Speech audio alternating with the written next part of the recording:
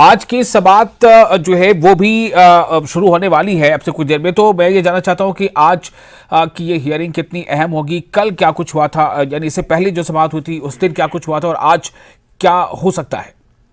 जी देखिए विशाल, सबसे महत्वपूर्ण बात है कि आर्टिकल 370 के मामले में सुप्रीम कोर्ट को फिलहाल संवैधानिक पीठ को ये बताने की कोशिश की जा रही है कि कितनी आवश्यक है काउंसिल ऑफ मिनिस्टर की सलाह किसी भी राज्य में, यानी कि कोई भी यूनियन टेरिटरी हो,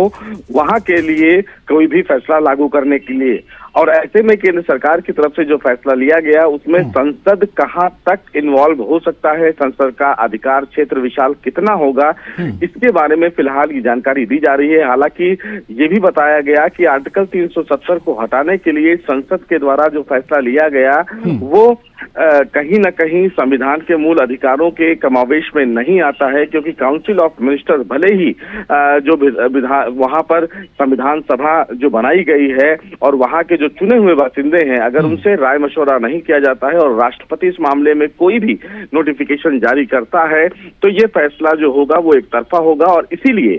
फिलहाल सुप्रीम कोर्ट इस पूरे मामले की सुनवाई भी कर रहा है। लेकिन कल इस पूरे मामले में सुनवाई के दौरान विशाल चीफ जस्टिस की तरफ से दो बड़े सवाल किए गए और ये कहा गया कि 1954 में जब इस पूरे मामले को इंट्रोड्यूस किया गया संविधान में तो साफ तौर से इसका पूरा जिक्र नहीं था। ऐसे में ये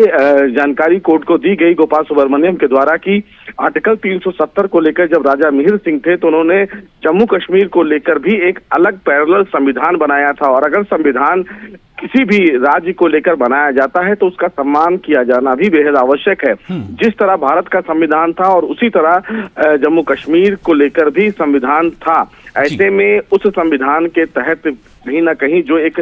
भारत का संविधान है उस संविधान को इसका शील्ड माना जा सकता है। और इसीलिए कहीं ना कहीं जो आर्टिकल 370 को लेकर केंद्र सरकार के द्वारा बड़ा फैसला लिया गया है वो नैतिक मूल्यों के भी खिलाफ है, और साथ ही साथ जो जम्मू कश्मीर के लोग वहां पर रह रहे हैं उनके लिए